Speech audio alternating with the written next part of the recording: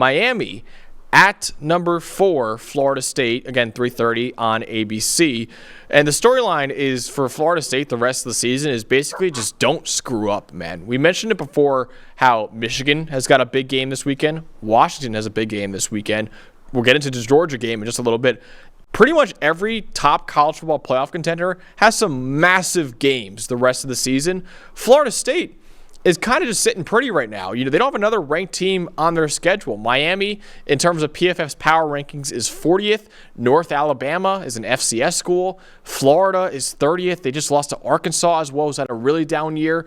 And then the ACC Championship game, which is probably going to be against Louisville. And Louisville, as well as they played this year, Dalton, I mean, you look at the other conference championship games, I mean, Louisville might be one of the worst teams in the conference championship games that we're going to get this year. So I think Florida State really is just in the mode of, okay, we can't screw up. And while that that path ahead looks enticing and say, oh, wow, it's easy for them, if they lose one game, if they screw up one time, it's over. I don't think Florida State can get into the playoff with one loss with how the rest of the landscape is shaking out right now. So it is very enticing that it's a kind of relatively easy path forward.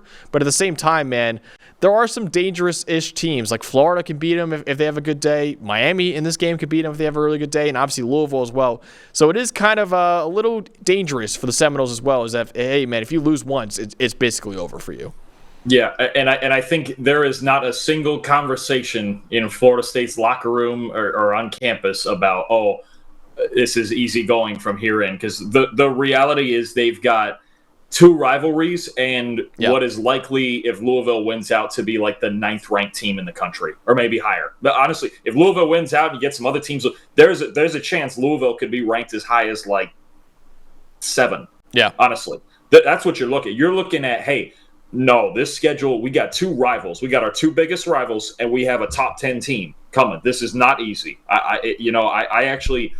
think we need to push back on this a little bit with Florida State that they still have like, oh, just this. They have the cakewalk to the playoff. And I know the percentages and whatever else. I think I saw one yesterday that said they're the second most likely team to make the playoff, which for me makes sense because I would argue they should be number 2 in the country. But these are 3 dogfights they're gonna play with the one with the softie in between. Look, Miami's defense is really, really good. Yep. Florida does weird stuff. Sometimes they play up and down depending on who they're playing. And look, Louisville's a darn good football team. I think we got to be over this thing. Now, would I take him over maybe the 10 in front of them? No, but that's why they're ranked 11th. Yeah. I mean, that's on the resume, I could probably argue them up to 8 or 9. Probably could. Yeah. But it's not easy. This is not easy. Look, it's why we're previewing the game. Yeah. I don't think this is an easy game. Advantage that it's at Florida State. Advantage that Miami and ACC play can't win close games. But look, I'm not saying they're not the better team in all 3 games. But to sit here and think that they're playing, they're not playing Vanderbilt 3 times. Look, Miami's still 6-3, and they've shown flashes at times that they can get hot. Van Dyke can get hot. Florida's still only got. I mean, they just lost to Arkansas, but how Florida State goes. The game was tight last year, and Anthony Richardson was 9 for 27. Yeah, and there's a chance that if they lose to LSU, Missouri, which I think they're going to do both. Florida going into that game is the last game of the season. Florida needs to win that game to make a bowl game. So that you got to add that game. That game, if you're 5-6 going into it with Florida State, yeah, Billy Napier's job could be on the line in that game. Right, he's pulling out every stop. Yeah, and it's in the swamp, probably at night. If I were guessing, I don't know if they've announced the time yet. I don't think they have. Yeah, we said it way back when they played Tennessee. You go into the swamp at night. That's an animal. That's a whole nother animal. Okay, this is not easy by any means for Florida State. They're not looking at it like it's easy. I guarantee you. The one thing Florida State needs to do, because I think the perception is, well, they're playing all these ACC teams and they're playing close, and these games are what's going on here. And I go, okay, they need to be better in the first half, right? First half grading for their offense is 41st. And their defense is 34th, okay? In the first half, they're just playing like a good team. Yeah. But if you let the Avalanche, we've seen this probably 4 times, if not 5 already. If you let the Avalanche get going for Florida State in the second half of games, offense, second behind Georgia. 19th in defense, and their coverage grade in the Power 5 is only behind Georgia and Bama. In the second half of games, Florida State looks like the best team in the country. Yeah. Literally, like the best team in the country. They just need to I would like to see them find it earlier, because that is a formula where you don't, what if Miami is up 10 at halftime? You don't want to be playing around with that, right? They already, they were down early to Pitt. They've done this in other games, BC, even LSU. Are they better than these teams? Yeah, but I do think that's the one thing from Florida State in this game. I would like them to get off to a better start, both for one, just outside perception, right? Everybody's looking at, well, what are you doing early and who's hanging around and this and that? Because the second half of every game, when they find it, I'm telling you, that's the best word I have for it. It's an avalanche. Yeah. And all of a sudden it gets rolling, and good luck. Good luck stopping it when it gets rolling. But whoever gets off to a good start in this game, I think that's where the script is going. And Miami, if Miami can take advantage of that, then you got a ball game. Absolutely. Yeah, my biggest matchup I'm excited to watch is Florida State's offensive line against Miami's defensive line. Florida State's actually had a really good O-line this year. Right now, 5th in the Power 5 as a unit in terms of grading. They're also one of only 4 offensive lines in the Power 5 that's top 15 in both pass blocking and run blocking this year. Florida State's had a really, really good offensive line.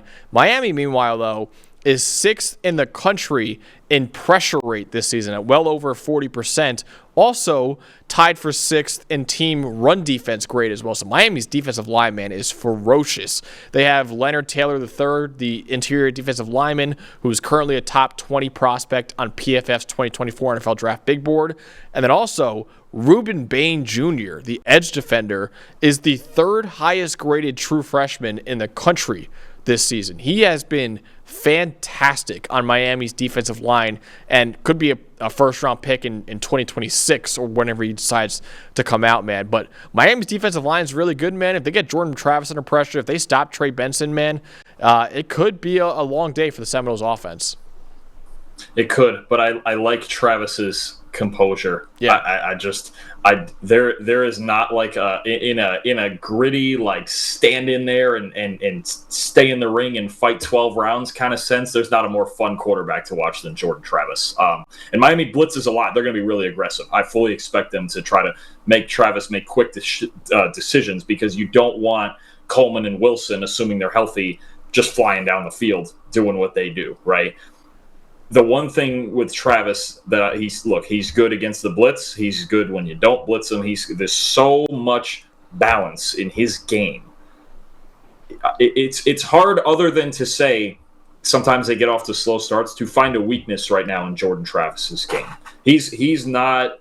I wouldn't put him as the number 1 quarterback in the country, but he's unquestionably in the top 6 or 7. Easily. Honestly. Yeah. Just so balanced, so consistent, so cool under pressure. And honestly, I believe I saw yesterday, I think if I saw it right yesterday, he's the best he has the best passing grade in the Power 5 in the tight windows. He's not afraid of anything. He just, and I know it's easy to throw into tight windows when those tight windows are the guys who are 6'7" and 6'4" and can jump like Coleman. I mean, it makes the windows a little less tight, but still, the willingness to throw balls into those. There are guys who don't throw into any tight windows at all. Mm-hmm. I mean, honestly, I watched the Oregon tape this week, and we'll get to that. Bo Nix doesn't. I mean, there are no tight windows in that offense. No, those guys are running free, man. I mean, Jordan Travis makes difficult throws under pressure, and if anybody's equipped, because it's a style of defense in Miami that's hard to deal with. They blitz a lot. They're really aggressive. They fly to the football. If anybody would be unafraid of this defense, I think it's Jordan Travis. Yeah. So Miami's got a good secondary too, man. So Cameron Kitchens is one of the top safeties, both in the draft and in the country. James Williams is there as well. So I think it'll be a really interesting matchup, that offense against that defense. And Jordan Travis, by the way, we interviewed. If you want to check out that interview, is a terrific kid. Ultimately, Dalton, who are you rolling with in this pretty big ACC game and pretty big test for Florida State? I think Florida State's offense is the fun side of the ball, but I think the difference is what's going on with Miami's offense. Yeah. We've just seen Tyler Van Dyke, his first handful of games was off to such a good start, and it's cratered once they've gotten into ACC play. He missed one game, but his last 4 games, he's got 5 touchdowns and 10 interceptions, and in that same span, nobody else has more than 7 picks. He's a vertical passer, and he wants to throw balls into tight windows like that. He's got an absolute rifle, top 5 arm strength in the country. We talk about like Joe Milton and those guys. Tyler Van Dyke's just as arm strength, just filthy. He can chuck the ball 80 yards flat-footed, man. But I think you've got a really bad matchup with the way Van Dyke is playing right now. Since week 6, his adjusted completion rate is outside the top 100. The accuracy and the decision-making have fallen right off the cliff. And Florida State has the highest graded group of corners, at least coverage-wise, in the country. It's not a great matchup. Miami's defense can absolutely make a game out of this. Absolutely. They can, for as long as Miami's defense keeps them in it, they're a threat. But we're going to need to see the Tyler Van Dyke we saw the first 4 or 5 games as opposed to the last handful. And this is not the secondary you want to get right against. I think Miami's defense can make some things happen, but Florida State's so balanced. I'm going to take them 34-23. Yeah, almost the same score. I have 35-20. I have Florida State winning this one. And yeah, Tyler Van Dyke, man, I mean, I was willing to, start the train again on, maybe not a first-round pick like it was in years past, but I was saying, this guy could be a day 2 quarterback, man. The way he's throwing the ball right now, and it is. He's a guy. He reminds me. You remember Ryan Mallett? Yep. He reminds me a lot of Ryan Mallett. He's not going to move, and he's got an absolute rifle. And somebody's going to take him in probably the 4th round with the arm talent, but the decision making is so rough. Yeah. Yeah, rest in peace to Ryan Mallett, who is a legend of the game, honestly. But, yeah, Tyler Van Dyke, man, hopefully he can get turned around, man, because it has been a pretty rough stretch for him that he's had recently. So I got 35-20. I think Seminoles take care of business. They move one step closer to the college football playoff. Again, like you said before, though, man, I didn't really do a good enough job of saying, listen, it's not easy. It's not a cupcake. It is. You got some big games left on the schedule. But again, if you lose once, I think you're done. I don't think they can get in with a 1-loss team. We'll see how the rest of the landscape shakes out. Maybe we get some absolute madness. Maybe they can sneak in with a loss. But I don't know if the committee is going to be able to put them in with a 1 loss right now.